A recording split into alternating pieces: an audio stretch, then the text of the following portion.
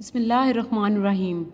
So we have done about the muscles of anterior compartment of forearm.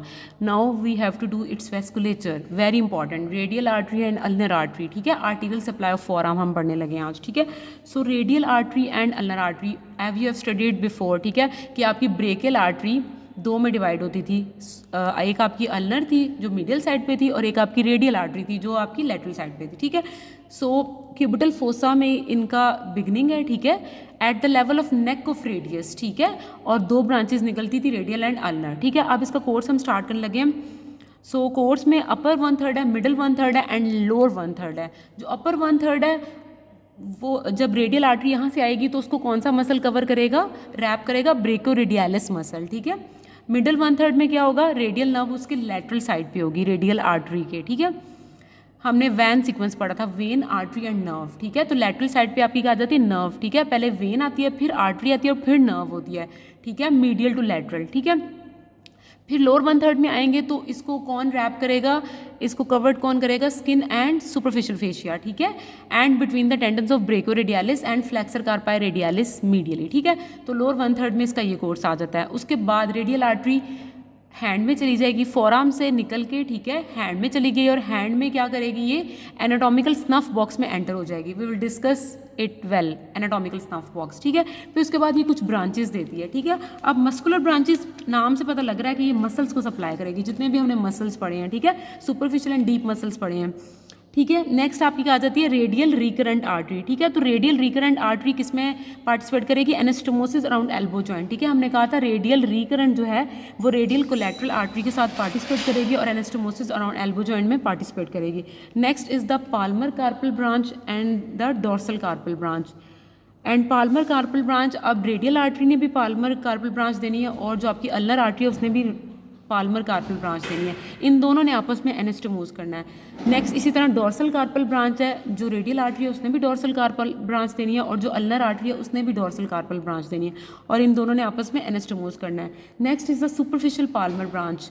इसकी एक branch है superficial Palmer branch. ठीक है, और ये किस में पार्टिसिपेट करती है, सुपरफिशियल पाल्मर आर्च में कंट्रीब्यूट करेगी by joining the terminal part of ulnar artery. ठीक है, next is the ulnar artery. ठीक है, we have discussed the radial artery, now we have to do the ulnar artery. So ulnar artery is the larger of the terminal branch of brachial artery. Again brachial artery at the level of neck of radius में दो levels में divide हो जाएगी. एक आ जाती ulnar, एक आ जाती radial. ulnar is the medial side. ठीक है, medial side पे जो होगी वो ulnar artery होगी. ठीक है, अब इसका कोर्स स्टार्ट कर लेते हैं. तो upper 1/3 में ये किसके दरमियान रन करेगी, between superficial and deep muscles. We have discussed before superficial and deep muscles. middle 1/3 में ये जो फ्लेक्सर कार्पा है अल्नैरिस मसल है उसके पीछे से ये रन करेगी. ठीक है, डिसेंड वर्टिकली. एंड लोअर 1/3 में ये between covered by skin and fascia और between the tendons of flexor carpi ulnaris and digitorum superficialis के दरमियान ये रन करेगी. उसके बाद ये वेरी इंपॉर्टेंट चीज़ लिखी हुई है कि deep to the superficial to flexor retinaculum. ठीक है, अल्नर आर्टरी जो आपकी फ्लेक्सर रेटिनैकुलम बनता है उसके सुपरफिशियली ये रन करेगी और हैंड में आ जाएगी. ठीक है, और हैंड में आके ये क्या बनाएगी, सुपरफिशियल पाल्मर आर्च बना देगी. ठीक है, उसके बाद इसकी कुछ ब्रांचेज आ जाती हैं अल्नर आर्टरी की. ठीक है, कुछ मस्कुलर ब्रांचेज हैं. Muscular branches will supply the muscles of superficial and deep muscles of forearm. उसके बाद एंटीरियर अल्नर रिकरेंट आर्टरी आ जाती है. जो आपकी एंटीरियर अल्नर रिकरेंट आर्टरी है ये एनास्टोमोस करेगी इंफीरियर अल्नर कोलैटरल आर्टरी. ठीक है, और अराउंड द एल्बो जॉइंट. ठीक है, इसी तरह आपकी पोस्टीरियर अल्नर रिकरेंट ने किसके साथ एनास्टोमोस करना है, सुपीरियर अल्नर कोलैटरल के साथ. ठीक है, नेक्स्ट कॉमन इंट्रोशियस आ जाती है. अब कॉमन इंट्रोशियस ने दो में डिवाइड होना है. एक आपकी एंटीरियर इंट्रोशियस आर्टरी आ जाती है और एक कौन सी है, पोस्टीरियर इंट्रोशियस आर्टरी आ जाती है.